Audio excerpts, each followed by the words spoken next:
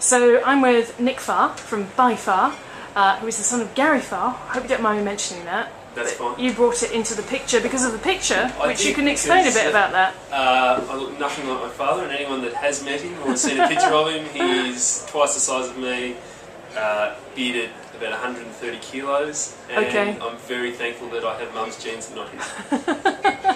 Okay, so Nick, we're here to talk about the 2011 vintage. So tell me about the 2011 vintage in Geelong.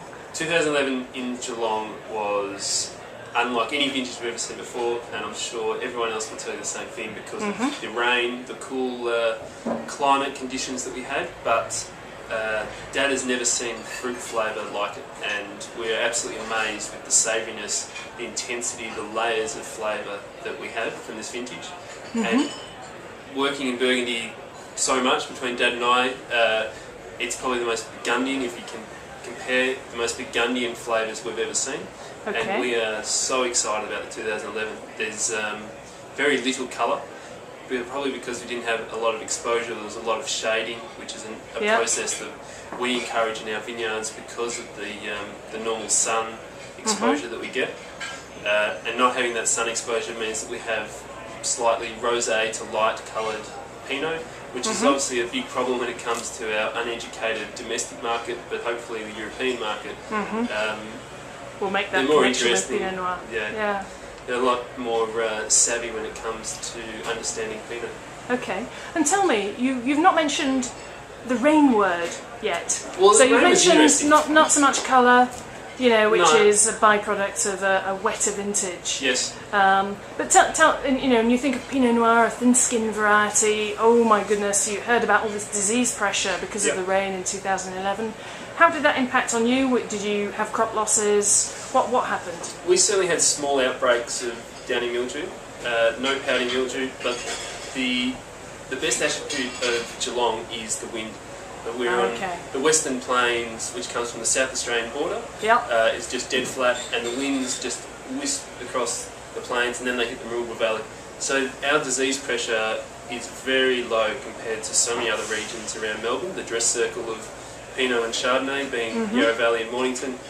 So when we were getting an inch or 2 inches of rain, it was only every second weekend.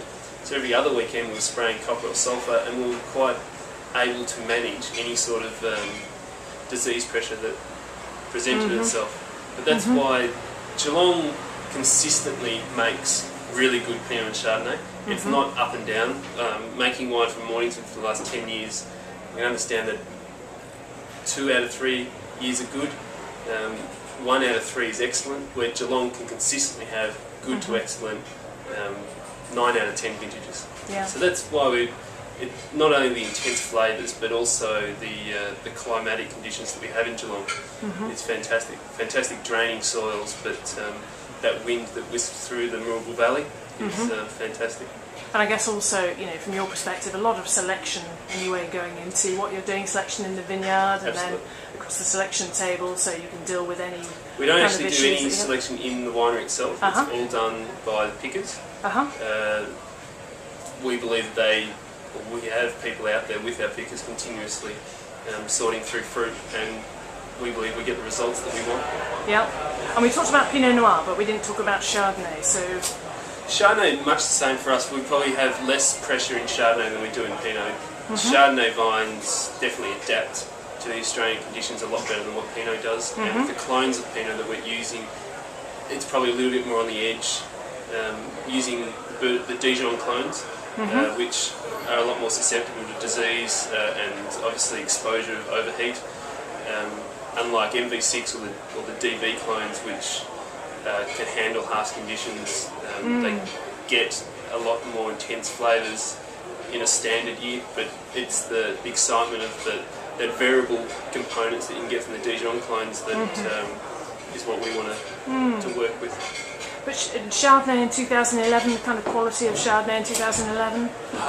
Because of tonnages, I don't think it will be as good as previous vintages. We were up around the 2.5 to 2.8 in one vineyard in particular.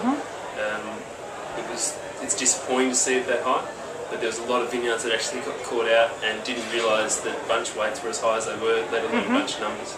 So Pinot Noir, the star Pinot is for definitely you a star. in 2011. Absolutely. Fantastic. 011 is all about acidity. Where Australia struggles so much to keep acidity because of heat and sunlight and exposure on the berries, where it burns off in the last part of veraison.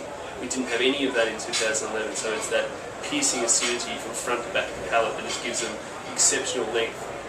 So age-worthy Pinot Noirs. A fabulous aroma? Yeah. Yeah. It will build. Definitely building in barrel. Fabulous. Yeah. Okay. Thanks so much, Nick. No worries. Thank you. Thank you.